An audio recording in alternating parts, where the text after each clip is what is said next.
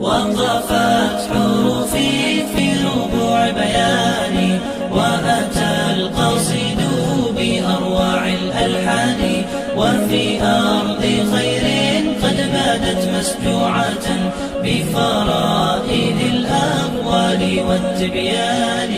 نبدي الجمال على غصون بهائكم، ليفوح عطر الورد والريحان.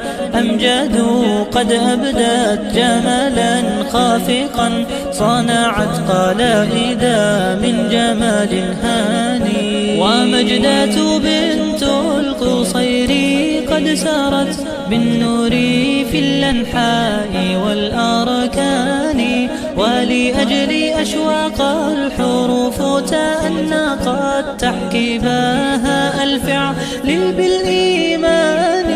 وجدان قد أبدت حديثا شامخا، رسمت وميض الخير فيه